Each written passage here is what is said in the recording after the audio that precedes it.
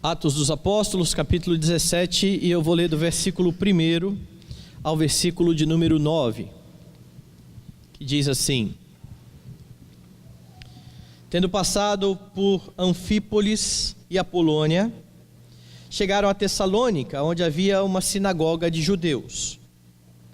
Paulo, segundo o seu costume, foi procurá-los, e por 3 sábados arrazoou com eles acerca das Escrituras, expondo e demonstrando ter sido necessário que o Cristo padecesse e ressurgisse dentre os mortos, e este, dizia ele, é o Cristo Jesus que eu vos anuncio. Alguns deles foram persuadidos e unidos a Paulo e Silas, bem como numerosa multidão de gregos piedosos e muitas distintas mulheres. Os judeus, porém, movidos de inveja, trazendo consigo alguns homens maus dentre a malandragem, ajuntando a turba, alvoroçaram a cidade e, assaltando a casa de Jason, procuravam trazê-los para o meio do povo. Porém, não os encontrando, arrastaram Jason e alguns irmãos perante as autoridades, clamando: Estes que têm transtornado o mundo chegaram também aqui, os quais Jason hospedou. Todos estes procedem contra os decretos de César, afirmando ser Jesus outro rei. Tanto a multidão como as autoridades ficaram agitadas ao ouvirem estas palavras. Contudo, soltaram Jason e os mais, após terem recebido deles a fiança estipulada. Vamos orar? Eterno Pai, exaltado e glorificado seja o Teu nome, Senhor. Nós agradecemos o privilégio de estarmos juntos como igreja para receber a instrução da Tua parte. Nós adoramos o Teu nome, Pai, porque em Tua providência o Senhor nos deu a Tua palavra, que é viva e que é eficaz. Agradecemos porque o Teu Espírito age por meio dela. Que nessa noite o Senhor nos ajude a entendê-la e nos torne um pouco mais parecidos com o nosso Salvador, nos ajudando, ó Deus, nas nossas tribulações e em tudo aquilo que ocorrer na nossa vida diária, para que o Teu nome seja exaltado por meio, Deus Santo, das atitudes piedosas que teremos pelo poder do Espírito e do Evangelho. Te damos graças em nome de Jesus. Amém. Meus irmãos, o capítulo de número 16, anterior ao texto que nós lemos nessa noite, mostra que o Evangelho havia chegado a Filipos. Paulo está aqui em sua segunda viagem missionária. Lembre que antes dessa viagem aconteceu um problema e 2 caravanas de missionários partiram para lugares distintos. Na primeira viagem você tinha Paulo e Barnabé, mas na segunda viagem, por conta de uma discussão a respeito de João Marcos, eles se separam. Paulo escolhe a Silas, parte da segunda viagem missionária. O capítulo anterior fala de Filipos. Em Filipos nós vemos que o Evangelho prospera. Nós temos ali a primeira mulher que se converte naquela região, Lídia, bastante conhecida a sua história. É na casa de Lídia que a igreja vai começar a se organizar, é ali que eles vão se reunir. Mas em Filipos houve também bastante problema, bastante perseguição. E se vocês olharem o finalzinho do capítulo 16, vão lembrar que o episódio trata da conversão do carcereiro ali de Filipos. Foi naquele episódio em que os apóstolos haviam sido presos por causa da pregação do Evangelho, e no meio da noite houve um milagre da parte de Deus, e um terremoto sacudiu a prisão, as portas se abriram, o carcereiro estava prestes a tirar a sua vida, mas ele ouviu o que Paulo gritou lá de dentro, dizendo que ele não precisava tirar a sua vida, pois todos ali estavam ainda. E este testemunho de Paulo e de Silas foi bastante impactante na vida do carcereiro, que agora quer saber a respeito do Evangelho. Ele vai crer no Evangelho depois da pregação de Paulo, vai levar Paulo e Silas para sua casa, vai oferecer a eles um banquete. Estes homens vão retornar para a prisão, e ali então eles vão exigir a presença das autoridades. Afinal de contas, Paulo Afinal de contas, Paulo era um cidadão de Roma e ele havia sido preso de qualquer forma, sem nenhum julgamento. As autoridades então chegam lá até Paulo e pedem então que eles se vão daquela cidade de Filipos. No versículo 40 você tem exatamente isso. Tendo-se retirado do cárcere, dirigiram-se para a casa de Lídia e vendo os irmãos, os confortaram, então partiram. Eles saem da prisão, vão até a igreja que está reunida na casa de Lídia, ficam ali algum tempo e então partem. E o texto então vai dizer que eles chegam à cidade de Tessalônica. Eles passam em alguns lugares antes. Veja que o texto diz que eles passam por Anfípolis, Apolônia e chegam então a Tessalônica. Tessalônica era um importante centro naquele tempo, um centro comercial e mais. Tessalônica era a capital da Macedônia. Ali em Tessalônica funcionava o centro administrativo de toda aquela província, de toda aquela região. Tessalônica então seria um lugar estratégico para que o evangelho se expandisse. Dali mesmo você vai ver que o evangelho vai partir para muitos outros lugares. O que vai acontecer em Tessalônica é o mesmo itinerário, é o mesmo que está acontecendo o tempo todo enquanto estes homens estão a navegar pelas cidades a pregar o evangelho. O evangelho será novamente pregado e você vai perceber aqui nesse texto duas verdades sobre a pregação do evangelho. Quais são elas? O que você pode perceber aqui sobre a pregação do evangelho? A primeira verdade está do versículo 1 até o versículo de número 3, e eu vou ler de novo.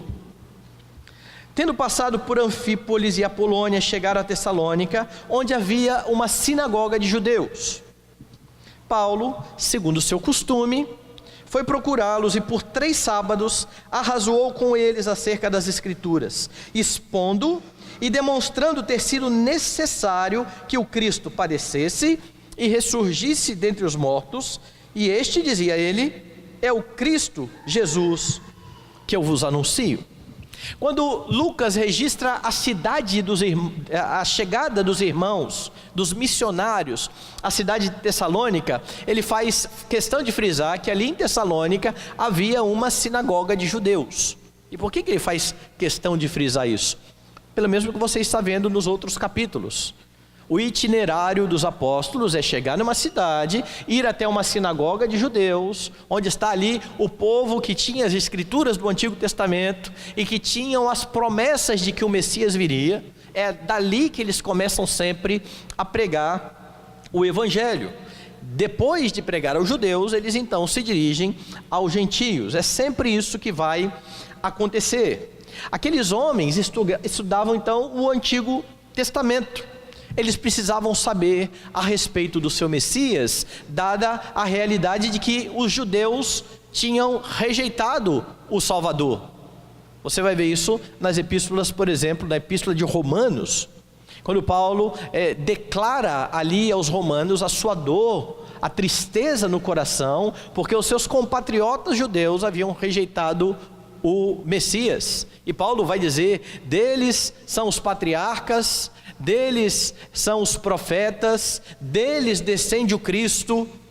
Estes homens não estavam crendo nas promessas que Deus havia feito para aquele povo. Então, mais do que depressa, eles se dirigem à sinagoga, onde as escrituras estão sendo lidas, e eles estão ali para pregar o evangelho. O texto vai dizer que por 3 sábados consecutivos, Paulo vai até a sinagoga. É isso que ele faz, sábado após sábado e após sábado, e lá ele está a pregar a palavra de Deus. O texto diz, Paulo, segundo o seu costume. Paulo, da mesma forma que fazia em todos os lugares que ia, Paulo, segundo o seu costume, foi procurá-los por 3 sábados, veja as palavras que aparecem aí no seu texto, arrazoou com eles acerca das Escrituras. Essa palavra arrazoar, ela tem exatamente esse sentido, pregar, proferir um discurso. É isso que Paulo estava fazendo. Ele pregava a respeito das Escrituras. No verso 3, você vai perceber também que Lucas usa 2 palavras importantes para enfatizar como é que Paulo está fazendo aqui na sinagoga. Verso 3: expondo e demonstrando ter sido necessário que o Cristo padecesse e ressurgisse dentre os mortos, e este, dizia ele, é o Cristo Jesus que eu vos anuncio. Essas duas palavras que aparecem aqui, a primeira, expor. Paulo expunha as Escrituras. Literalmente, essa palavra significa abrir o que está fechado. É isso que é expor, abrir o que está fechado. Por que essa palavra é importante? Porque ela está ao lado de uma outra palavra que ele usa aqui, e que está traduzida na nossa Bíblia por demonstrava. Ele abria o que estava fechado, demonstrando, literalmente, colocando de lado. Esse é o sentido. Então preste atenção no que Lucas está dizendo. Paulo abria a Escritura colocando de lado. O que ele colocava de lado? O que os judeus estudavam? O Antigo Testamento. Paulo colocava lado a lado as profecias do Antigo Testamento e o seu cumprimento, Jesus Cristo. É isso que Paulo está fazendo. Paulo está provando para aqueles homens que ali estão, que as profecias do Antigo Testamento diziam respeito exatamente àquele que havia sido crucificado e ressuscitado. Por que é importante e por que Paulo escolhe essa temática aqui da pregação? Paulo está habilidosamente demonstrando aos judeus que recusaram a Cristo como Messias, quais foram ou quais são as razões para ele ter de morrer e de ressuscitar. Porque o que o texto diz é exatamente isso: expondo e demonstrando ter sido necessário. Não foi uma coisa que aconteceu de forma aleatória, não foi uma coisa que aconteceu por acaso, era necessário que o Messias morresse. Por que o tema é esse? Os judeus rejeitaram o Messias. Você quer ver como ficaram os judeus depois da morte de Cristo? Antes da morte de Cristo, quando Jesus está nos seus 3 anos de ministério, você tem os apóstolos com toda aquela visão: é o Messias. O Messias chegou. O que vai acontecer agora que o Messias chegou? Roma vai ser colocado de lado, o Messias vai se assentar no trono, e aí começam as disputas. Senhor, permite que no teu reino se assente à direita e outra à esquerda. E Jesus vai dizer: olha, não é bem assim no meu reino. Quem quiser ser o maior vai ser aquele que serve. E o tempo todo os discípulos estão esperando o reinado de Cristo naquele momento, um reinado político. Mas de repente esse Messias que vem com milagres, com prodígios, abrindo os olhos aos cegos, é preso, ele é humilhado, ele é levado à vergonhosa morte de cruz, ele é morto. O que acontece depois disso? O que acontece disso é a tristeza que você pode ver, por exemplo, nos discípulos de Emaús. Lembra-se dessa história? Depois que Jesus ressuscita, ele encontra 2 discípulos no caminho de Emaús. Estes homens estão tristes, estão cabisbaixos. Jesus começa a conversar com eles. Por que essa tristeza? Mas você é o único que não sabe o que aconteceu por aqui. Jesus, o Messias, foi morto. Já tem 3 dias. Olha, umas mulheres foram lá no sepulcro e até disseram, né, que ele não estava. Mas a esperança daqueles homens se foi. Os apóstolos voltaram a pescar. Quando Jesus chega na beira do mar, eles voltam a fazer o que eles estavam fazendo antes, pescando, sendo que o Senhor Jesus, quando os chamou, mandou largar as redes, porque eles seriam agora pescadores de homens. Mas agora o Messias se foi, o que nós vamos fazer? Vamos voltar a pescar peixes. Jesus tem um encontro com aqueles homens, e é ali que ele vai falar: Pedro, pastoreia as minhas ovelhas. Mas se você olhar o que acontece com os judeus depois que Jesus morre, é exatamente uma frustração. Aqueles que creram que Jesus ressuscitou se apegaram a Jesus Cristo, mas muitos deles rejeitaram. eles não querem saber de um Messias que morre. É por isso que quando Paulo fala aos coríntios a respeito do evangelho que ele pregava, ele diz: uns querem sinais, outros querem sabedoria. Nós pregamos a Jesus Cristo e este crucificado, escândalo para os judeus e loucura para os gentios. O judeu não quer saber disso. Então Paulo chega na sinagoga, abre as escrituras e coloca lado a lado a profecia com o cumprimento, mostrando que a escritura declarava que era necessário que isso acontecesse. Foi isso que Jesus fez no caminho de Emaús com aqueles homens. Jesus, depois de confrontá-los, vai dizer: ó nécios e tardos de coração para crer tudo em que os profetas falaram, porventura não convinha que o Cristo padecesse? Era necessário. Jesus Cristo precisava morrer, Jesus Cristo precisava ressuscitar. A morte e a ressurreição não foram um acidente, mas algo que estava anunciado na palavra de Deus, mesma palavra que está sendo lida na sinagoga, mas que o judeu sábado após sábado lia e não se convencia a respeito do seu Messias. Paulo está usando todo o Antigo Testamento para apontar para Jesus Cristo e provar que aquele Cristo é o Messias. A pregação de Paulo, então, ela é cristocêntrica. E essa então é a primeira realidade que você tem aqui a respeito da pregação da palavra. A pregação precisa ser cristocêntrica. Não há pregação se Jesus Cristo não é anunciado, se Jesus Cristo não está no centro de todas as coisas. Toda pregação cristã precisa convergir para a pessoa bendita do Senhor Jesus Cristo. E o que é interessante é que Paulo não tinha o Novo Testamento.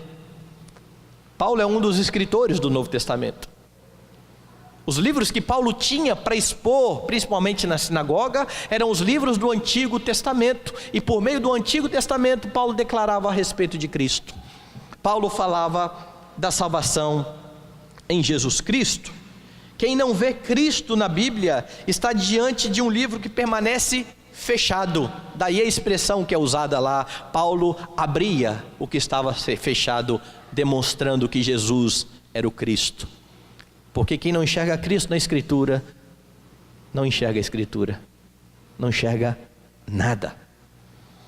A primeira verdade a respeito da pregação é que a pregação precisa ser cristocêntrica. Mas da mesma forma que aqueles homens, daqueles judeus, muitos dos nossos dias ainda não entendem a pregação cristã de um Deus que morre. Não é essa a pregação cristã? Tem uma música antiga da década de 80 que vai falar exatamente isso. A música de uma banda chamada Legião Urbana, Índios. Quem me dera ao menos uma vez entender que um só Deus ao mesmo tempo é três, e esse mesmo Deus foi morto por vocês. Faz sentido? O Deus do índio é o sol, é a lua, eles estão lá acima. Vocês estão falando de um Deus que morre? Não dá para entender isso. Por isso, quando Paulo fala da sua pregação, ele diz loucura para os judeus. Mas não é só para o judeu. A palavra da cruz é loucura para os que se perdem. Ela não cabe na cabeça do homem natural, do homem que não tem a Cristo Jesus. E não é de se espantar então que muitos nos nossos dias não entendam a pregação cristã de um Deus que morre. E é por isso que é preciso que os cristãos anunciem a morte de Cristo, justiça de Deus para punir os pecados daqueles por quem Jesus morreu. Por que é necessário explicar aos judeus que era necessário que Jesus morresse? Porque ali naquela cruz estão cravados os nossos pecados. Ali naquela cruz, segundo a linguagem do Salmo, beijam-se a justiça e a paz, ou a graça e a justiça. É isso que acontece ali. E se você não entende a mensagem da cruz, de um Deus que se faz homem, que assume os pecados do seu povo e que morre por causa do seu povo, você não tem redenção e você não tem salvação, que é pela graça, mediante a fé nessa obra, não por aquilo que você faz, mas por aquilo que Cristo fez. Os judeus não entendiam isso. Na cabeça do judeu, o simples cumprimento da lei os levaria então à salvação. É necessário explicar por que Jesus morreu e por que ele ressuscitou. Se ele permanecesse morto, de nada valeria o seu sacrifício. Jesus vence a morte para nossa justificação. É preciso que a ressurreição de Cristo seja anunciada. Ela ocorreu porque a morte não pode deter aquele que é o autor da vida. E se ele venceu a morte, você que creu em Jesus Cristo vencerá também. Daí a importância da pregação cristã apontar para Jesus Cristo e para a sua obra. Sem isso, não há pregação. Talvez haja uma palestra da mesma forma que é feito numa sinagoga de judeus. Talvez haja uma palestra do mesmo jeito que é feito num salão do reino das testemunhas de Jeová. Mas isso não é pregação cristã. Isso não exalta o Filho de Deus. Isso não dá glória ao Deus que se fez homem a fim de redimir o seu próprio povo. É por isso que não há outra mensagem a ser pregada. É por isso que a igreja não pode se ocupar com outra coisa a não ser pregar sobre Jesus Cristo e este crucificado. É preciso entender a obra de Cristo e confiar no que Ele fez. O problema, meus irmãos, é que a pregação cristocêntrica, aquela que aponta para Cristo, ela vai sendo negligenciada e deixada cada vez mais de lado. As pessoas vêm às igrejas e elas ouvem sobre como você precisa melhorar a sua autoestima, como você é uma boa pessoa, como você vai ter sucesso, 3 passos para melhorar a sua família. Você encontra isso em qualquer lugar que fala sobre autoajuda. Você não precisa ir à igreja para isso. Dos púlpitos, a mensagem que deve ecoar é a mensagem do Redentor, de Jesus Cristo e este crucificado, porque sem Jesus não há como entender a Bíblia, ainda que as pessoas abram a Bíblia e expliquem sobre ela. Fica algo desconexo, fica algo sem sentido. Cristo vai sendo deixado cada vez mais de lado. Muitos sermões que são ouvidos, eles se assemelham àquela brincadeira antiga. Não sei se vocês conhecem aqueles livros, Onde Está o Wally? Você tem que ficar num painel bem grande, com aquele monte de personagem, tentando achar o Wally, certo? E aí o pessoal gasta muito tempo ali, tentando achar onde está o Wally. E alguns sermões são assim, onde está Jesus? Porque você pode revirar o sermão de lá para cá, de cá para lá. Talvez você encontre Jesus ali escondidinho atrás de alguma frase. Jesus é o centro da pregação. Jesus é a razão do nosso ajuntamento. Jesus é a razão de dedicarmos um dia, que é chamado do dia do Senhor, por causa exatamente da sua ressurreição, para anunciar a sua morte até que Ele venha. É para isso que os cristãos se reúnem domingo após domingo, e muitas vezes Jesus é deixado de lado ou de fora da pregação. O problema é que pregações dessa forma, diferente da brincadeira de Wally, sermão é coisa séria. Na igreja nós tratamos de vida e de morte, e a vida só existe para quem entende a obra de Cristo, para quem compreende o que Jesus fez e para quem deposita confiança nisso. Porque se o homem não entender isso na pregação, ele tem morte. O evangelho precisa ser bem claro, a palavra precisa convergir para Jesus Cristo, ele precisa ser exaltado na pregação. Mas há um segundo aspecto da pregação cristã aqui no texto. A primeira é que a pregação cristã precisa ser cristocêntrica. E a segunda? A segunda está do verso 4 ao verso 9. A pregação cristã não tem sempre o mesmo resultado. Veja o que dizem os versículos. Alguns deles foram persuadidos e unidos a Paulo e Silas, bem como numerosa multidão de gregos piedosos e muitas distintas mulheres. Os judeus, porém, movidos de inveja, trazendo consigo alguns homens maus dentre a malandragem, ajuntando a turba, alvoroçaram a cidade e, assaltando a casa de Jasón, procuravam trazê-los para o meio do povo. Porém, não os encontrando, arrastaram Jason e alguns irmãos perante as autoridades, clamando: estes que têm transtornado o mundo chegaram também aqui, os quais Jason hospedou. Todos estes procedem contra os decretos de César, afirmando ser Jesus outro rei. Tanto a multidão como as autoridades ficaram agitadas ao ouvirem estas palavras. Contudo, soltaram Jason e os mais, após terem recebido deles a fiança estipulada. A pregação cristã não tem sempre o mesmo resultado. Então, quando há a proclamação da palavra, quer seja no púlpito da igreja, quer seja no testemunho da igreja, no dia a dia, quando nós fazemos e cumprimos o nosso papel de testemunhas do Senhor Jesus Cristo, não é errado esperar que pessoas creiam. Isso é natural para todo mundo que vai pregar. Você anuncia o evangelho a um amigo seu, o que você quer com isso? Você quer que ele creia no Jesus que você crê? Não é errado você esperar isso. Entretanto, por mais fiel que seja a pregação, como foi a de Paulo, por mais cristocêntrica que seja a pregação, como foi a de Paulo, ela não vai produzir sempre o mesmo resultado. É verdade que pessoas crerão? Sim, isso acontece no texto. É isso que diz no versículo 4. Alguns deles foram persuadidos. Houve quem tenha crido. Lucas diz aqui que desses que estavam ouvindo, alguns eram judeus, mas a maioria eram gentios e mulheres distintas. E ele então diz que eles foram persuadidos pela palavra. A ideia é de que eles ouviram e se submeteram àquilo.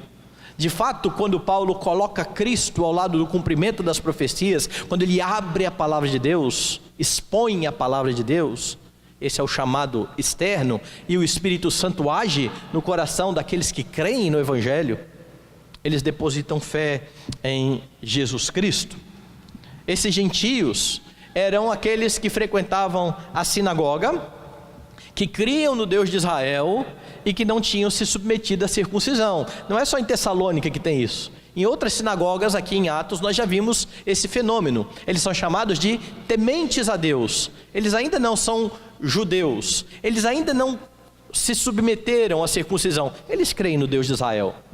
Eles frequentam a sinagoga. Eles entendem aquilo que está sendo dito, mas agora, quando Paulo chega e proclama, mostrando, provando que Jesus Cristo é esse Messias, eles abraçam o Redentor. Eles creem no Salvador, porque Paulo explica o Antigo Testamento, que eles já conheciam à luz de Jesus Cristo e daquilo que aconteceu naqueles dias, quando Jesus morre e Jesus ressuscita. Eles então se unem a Paulo. Eles se tornam seguidores e discípulos dos apóstolos. Então, quando você pregar, saiba que pessoas podem crer. Quando você testemunhar do Evangelho para alguém, saiba que essa pessoa pode abraçar o Redentor. Mas esse não é o único resultado que acontece aqui. Junto com isso, você tem no versículo 5 a realidade oposta. Se muitos creram, muitos agora vão perseguir os apóstolos. Houve perseguição. Veja o que diz o 5. Os judeus, porém, movidos de inveja, trazendo consigo alguns homens maus dentre a malandragem, ajuntando a turba, alvoroçaram a cidade e, assaltando a casa de Jason, procuravam trazê-lo para o meio do povo. Houve perseguição e Lucas aponta a razão da perseguição.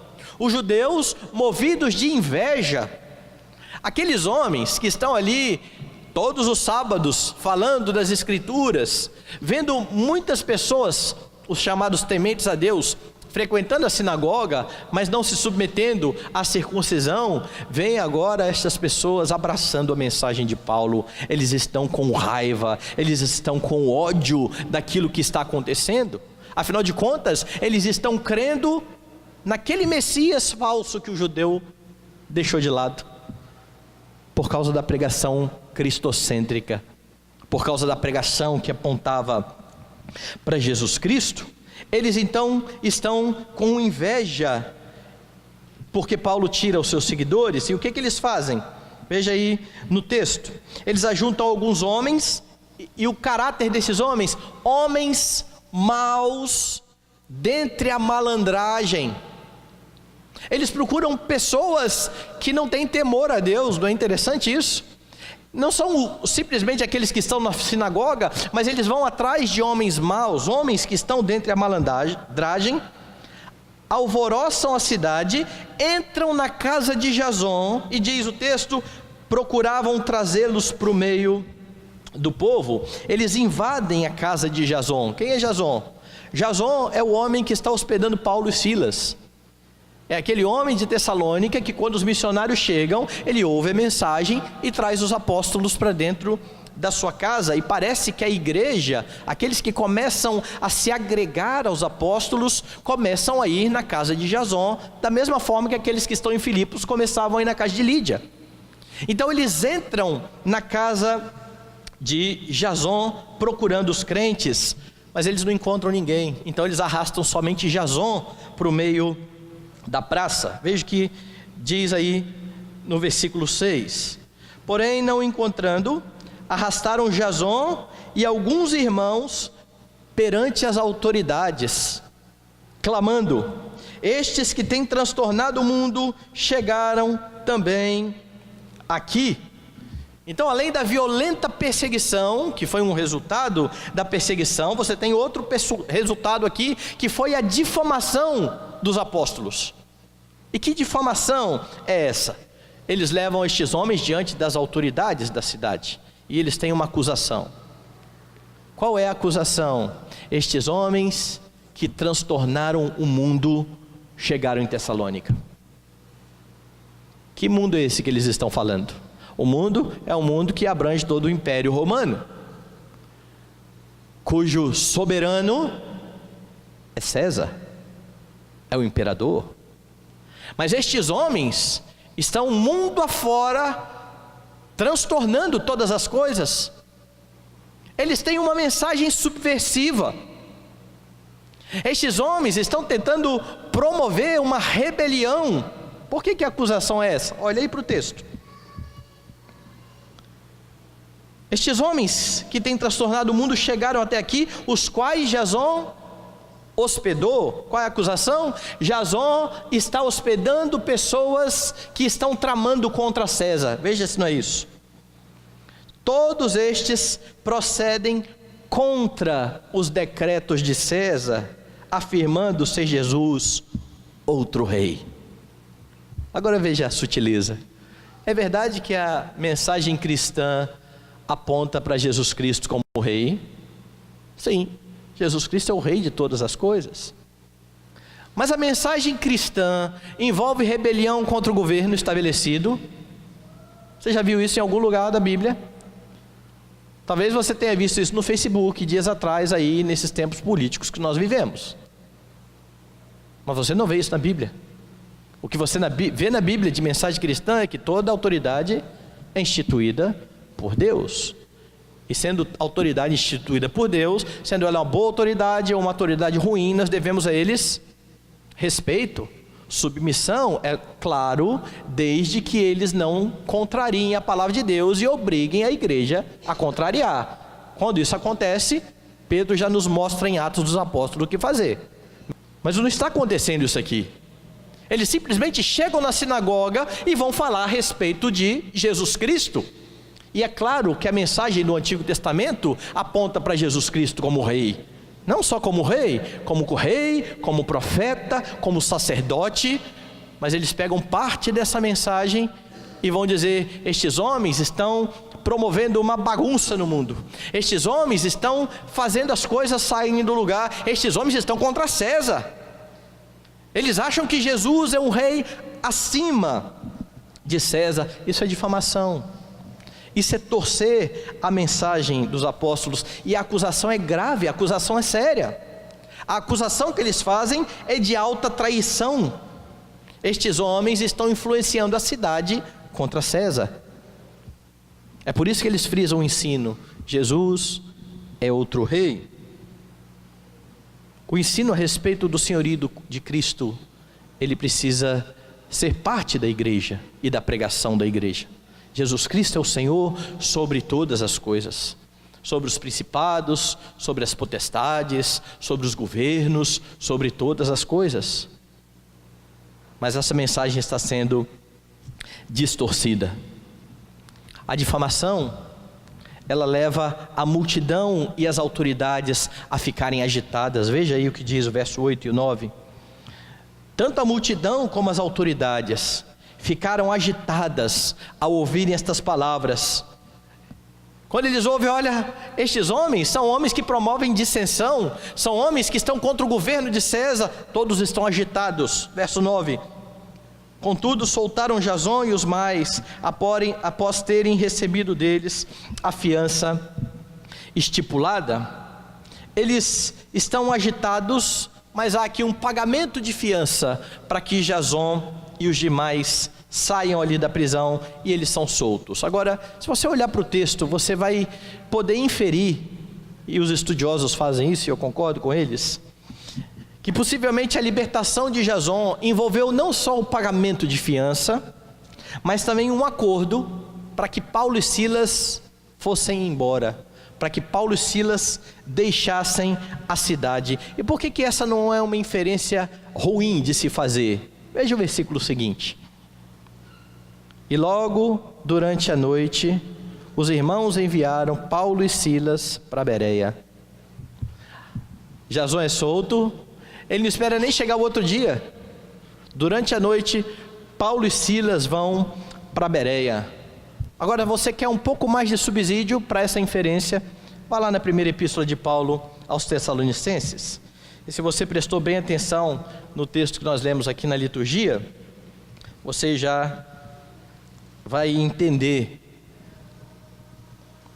Capítulo 2, verso 1 e 2. Essa é a epístola que Paulo escreve àquela igreja que ele fundou em Tessalônica. Porque vós, irmãos, sabeis pessoalmente que a nossa estada entre vós não se tornou infrutífera, mas apesar de maltratados e ultrajados em Filipos, como é do vosso conhecimento, tivemos ousada confiança em nosso Deus para vos anunciar o Evangelho de Deus em meio a muita luta. Ele está dizendo aos Tessalonicenses, lembrando a rota, vocês lembram bem? Lá em Filipos aconteceu perseguição, nós não desanimamos, nós fomos até Tessalônica e pregamos ousadamente a palavra. É por isso que a nossa estada não se tornou infrutífera. A prova disso é que ali tem uma igreja. Paulo está escrevendo para essa igreja. Veja o que ele diz lá nos versículos 17 e 18. Ora, nós, irmãos, orfanados por breve tempo da vossa presença, não porém do coração, com tanto mais empenho diligenciamos, com grande desejo, ir ver-vos pessoalmente. Veja as palavras. Nós fomos orfanados de vocês. Verso 18. Por isso quisemos ir até vós, pelo menos eu, Paulo, não somente uma vez, mas duas. Contudo, Satanás nos barrou o caminho. Possivelmente a referência de Paulo aqui é exatamente esse acordo feito na libertação de Jason. Jason, você vai ser solto, há uma fiança, esses homens vão embora de Tessalônica. Eles estão proibidos de retornar àquela cidade. A pregação, ela pode gerar conversão? Sim, mas ela vai gerar perseguição, ela vai gerar muitas vezes maledicência. Foi isso que a proclamação fiel resultou aqui. Conversão, perseguição, difamação.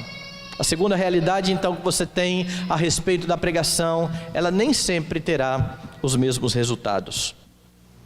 Agora Deus se vale da proclamação da palavra, a fim de chamar pecadores ao arrependimento. Esse foi o método que Deus determinou para que pecadores fossem salvos. A conversão é o resultado da obra do Espírito Santo, mudando o coração dos homens e habilitando estes homens a compreender o Evangelho. Essa é a obra exclusiva de Deus. Novo nascimento, e aí então ele ouve a palavra e dá ouvidos à palavra. Então o resultado da pregação é a obra de Deus, a pregação é obra nossa. A pregação é obra da igreja. Somos nós os chamados a ser testemunhas de Cristo em Jerusalém, Judeia, Samaria e até os confins da terra. Esse trabalho é meu e é seu. O resultado não. O resultado pertence unicamente a Deus. E sabendo disso, você tem uma grande garantia de que você não precisa mudar a mensagem. O Evangelho continua sendo o poder de Deus para a salvação de todo o que crê. Não há outra mensagem. Você não precisa tornar aquilo que Deus diz na Escritura mais palatável para o incrédulo. Você não precisa fazer de Deus um Deus mais fofinho. Você precisa anunciar Deus tal como Ele se revela na Escritura. Dia desses eu estava conversando, acho que foi ontem, e eu ouvia o relato de um pastor, infelizmente presbiteriano, que recebeu uma pessoa na igreja dele, e a pessoa vinha do catolicismo, dizendo: eu não quero mais ser católico, eu quero procurar uma igreja. E aí a primeira coisa que o pastor falou assim: então vem para cá, a nossa igreja é igual à igreja católica. E o homem foi para a igreja, começou a ir na igreja, mas chegou um momento em que aconteceu algo que o pastor ia sair da igreja, ele não ficou satisfeito, e ele saiu da igreja e voltou para a igreja católica, está muito feliz lá. A coisa mais normal do mundo, porque se é a mesma coisa, tanto faz ele estar numa igreja protestante ou numa igreja católica. Qual foi a mensagem proclamada para aquele homem? Foi Cristo, foi o arrependimento, foi a necessidade de novo nascimento, foi: não, esse lugar é tão legal quanto aquele lá. Então, tanto faz onde você esteja. Nós não precisamos ficar negociando, ficar adoçando a palavra de Deus. Ela já é doce. Pelo menos foi isso que Davi falou. Na verdade, ela é mais doce do que o mel e do que o destilado dos favos. E quando a gente tenta deixar ela mais doce, a gente estraga. É por isso que nós precisamos anunciar todo o conselho de Deus, tudo aquilo que Deus revelou, de Gênesis a Apocalipse. Hoje de manhã eu falava a respeito do texto de Romanos, onde Paulo diz: tudo quanto outrora foi escrito, para o nosso ensino foi escrito. Mas é tudo, desde os textos mais gostosos de se ler: o Senhor é o meu pastor, nada me faltará, até textos terríveis como o de hoje de manhã, onde você tem um irmão estuprando outra irmã, ou um texto que mostra duas filhas embebedando o seu pai para ter relacionamento sexual com ele. Isso é revelação da palavra de Deus, e há um propósito nessa revelação. Mas gente, se eu ler isso, o pessoal não vai querer saber mais da Bíblia não. Quem disse? Creia no poder da palavra de Deus, e creia no Espírito Santo que convence pecadores. Seja fiel, pegue a palavra e aponte para Jesus Cristo. Esse é o seu trabalho, esse é o meu trabalho. Deixe o Espírito Santo fazer o que Ele sabe fazer muito bem. Não mude a mensagem, e não desanime ao ver as rejeições, porque elas vão acontecer. Se o Senhor não mudar corações, você não vai conseguir. Ainda que a sua mensagem seja mais eloquente, ainda que os seus argumentos sejam os melhores, ainda que não tenha ninguém que fale com tanta maestria como você, se Deus não mudar o coração, a palavra é loucura. Se outros crentes ouvirem você pregando, talvez vão dizer assim: gente, mas isso aí convence qualquer um. Não convence o não crente, não convence, porque a palavra não penetra em corações de pedra. É preciso que Deus mude o coração. É por isso que você depende de Deus ao proclamar o Evangelho. É por isso que você depende de Deus quando você fala de Jesus Cristo para o seu amigo. É por isso que você depende de Deus quando você discipula pessoas, discipula os seus filhos. Nós precisamos do Senhor. É dele o resultado da pregação. Então não desanime quando você olhar corações duros, e quando você entender que até existe perseguição, esteja pronto para a perseguição. A realidade do nosso país ela nos deixa muitas vezes aéreo, muito distante disso. Quando a gente fala em perseguição, parece que a gente está fazendo uma coisa de outro mundo, né? Perseguição, que negócio é esse de perseguição? Esteja pronto para perseguição. Porque do jeito que a sociedade vai caminhando, onde os valores contra Cristo cada vez ganham mais espaço,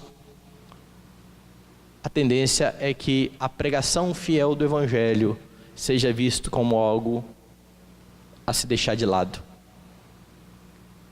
algo a ser perseguido. Esteja pronto para isso. Quando você ama a Cristo, você automaticamente está do lado oposto daqueles que não amam o seu Redentor. Não há um lado neutro. Há aqueles que amam a Deus e que são chamados amigos de Cristo, e há aqueles que odeiam a Deus e que são chamados de inimigos de Cristo. Se você estiver do lado de cá, os que estão lá são inimigos. Aí você fala, não, mas eu tenho um monte de amigo não crente. Eu entendo essa linguagem, são nossos amigos. Pelo menos na nossa linguagem. Biblicamente, quem não é crente é inimigo. A grande questão é que a nossa mensagem, a mensagem cristã é de amor ao inimigo. Isso envolve serviço. É por isso que nós nos relacionamos com não crentes. É por isso que nós até temos estima por não crentes. E é por isso que nós precisamos proclamar a não crentes que existe um Redentor e um Salvador. Esteja pronto para a perseguição. Muitos que se convertem sentem um distanciamento, principalmente se vêm de lares não crentes e que a vida toda conviveu com não crente, sentem um distanciamento de amigos. Pessoas que antes estavam juntas, mas que agora vão vendo com maus olhos. Está ficando diferente, né? Está ficando meio careta. Você agora não só quer saber de igreja. Isso é normal e natural, esse distanciamento. Mas saiba que o problema que as pessoas têm não é primeiramente com você, mas com o seu Senhor. Eles vão se distanciar de você à medida em que você se parecer mais com o seu Senhor. Todos aqueles que quiserem viver piedosamente em Cristo Jesus serão perseguidos. Foi isso que Paulo disse a Timóteo. Não se espante, esteja pronto para isso. Se você é fiel a Cristo, não precisa se preocupar nem sequer com as difamações, com aquilo que as pessoas vão dizer a respeito de você e daquilo que você prega. Lembra de Jesus lá em Mateus 10, 25? Ele disse para os seus discípulos, eu estou enviando vocês como ovelhas em meio aos lobos, é lá que vocês vão pregar. E aí então ele fala algo para os discípulos, né, para animar bastante. Vocês chamaram Beelzebu ao dono da casa, quanto mais aos seus servos. Se me chamaram de Beelzebu, vocês querem ser chamados de quê? Foi isso que Jesus falou aos seus discípulos. E nós estamos no meio desses discípulos, daqueles que amam a Jesus Cristo. Tem um pregador que eu gosto muito, vocês sabem que eu gosto muito, que é o pastor Jay Adams. Eu estava ouvindo Jay Adams pregando a pastores, e ele diz uma coisa interessante. Ele diz assim: se você nunca se encrencou com alguém, em algum lugar, em alguma época, por causa da sua pregação, isso é sinal de que ela não é bíblica. E ele fala bem claramente. Veja, se você nunca se encrencou com alguém, em algum lugar, em alguma época, por causa da sua pregação, isso é sinal de que ela não é bíblica. Todos os pregadores do Novo Testamento, desde Jesus em diante, todos eles ficaram encrencados. Quando a pregação é bíblica, ela conduz a encrencas. Então, se você não tem se encrencado ultimamente, a sua pregação não é bíblica. Então eu vou parafrasear Jay Adams e dizer: se você não tem se encrencado ultimamente com não crentes, o seu testemunho talvez não tenha sido bíblico, não esteja sendo bíblico. Talvez Jesus Cristo não esteja sendo visto em você. Porque quando as pessoas veem Cristo em nós, elas não gostam do que elas veem. Elas não gostam do nosso Senhor. Elas não gostam do nosso Redentor. Elas vão gostar se o coração delas for mudado. É por isso que você tem que ser parecido com Cristo e falar do Evangelho, contando que o Espírito Santo muda corações. Seja uma testemunha fiel. Seja uma testemunha fiel. Não procure aplauso desse mundo e das pessoas que não amam o seu Senhor. A verdade é que os cristãos fazem de fato diferença e muitas vezes incomodam quando eles proclamam a mensagem do Evangelho. A razão disso é que nós pregamos e falamos a homens que estão mortos em seus delitos e pecados. E não só isso, eles amam o pecado. Eles têm um coração de pedra. E não há possibilidade, a não ser que o Senhor quebrante corações, de sermos bem-sucedidos na nossa perseguição. E o resultado, se não é a redenção dos pecadores, é a rejeição da mensagem e muitas vezes a difamação daqueles que pregam. Mas a despeito disso, não cesse de proclamar, não cesse de falar. Você foi chamado para isso, para ser um luzeiro no mundo. O que você tem em Atos 17, de 1 a 9? Duas verdades sobre a pregação. A primeira, a pregação precisa apontar para Cristo. Você não é chamado para falar de boas maneiras, você não é chamado para divertir pessoas, você não é chamado para resolver problemas, você é chamado para falar de Jesus Cristo. A mensagem cristã é séria e a mensagem cristã é grave. O homem está morto em delitos e pecados. A única salvação é Jesus Cristo. Você é um embaixador, você precisa notificar aos homens que há um Deus justo que promove redenção. É por isso que Ele tem que ser exaltado, sua obra tem que ser explicada. Não perca as oportunidades que Deus te dá para fazer isso. E se você tiver oportunidade, não perca tempo falando de outra coisa. Você fala de Cristo. Você proclama o seu Salvador. A segunda realidade, a pregação não tem sempre o mesmo resultado. É por isso que você não confia na sua capacidade. É por isso que você não confia na sua eloquência. Você precisa confiar na ação do Espírito Santo. Você precisa procurar se capacitar sempre. Você precisa estudar muito. Você precisa conhecer a palavra de Deus. Ela precisa fazer parte da sua vida e estar no seu coração. Mas você confia no Espírito Santo.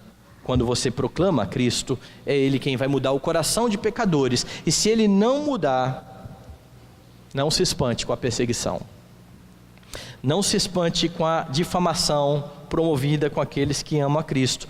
Continue a sua caminhada amando o Salvador e anunciando o seu amor, pois você foi chamado para isso, para proclamar as virtudes daquele que te tirou das trevas e transformou para o reino, e te trouxe para o reino do Filho do seu amor. Que Ele seja exaltado na sua vida, que Ele seja honrado onde quer que você esteja, e que por meio da sua vida, aqueles que são do Senhor venham abraçar o Redentor para a glória de Deus Pai.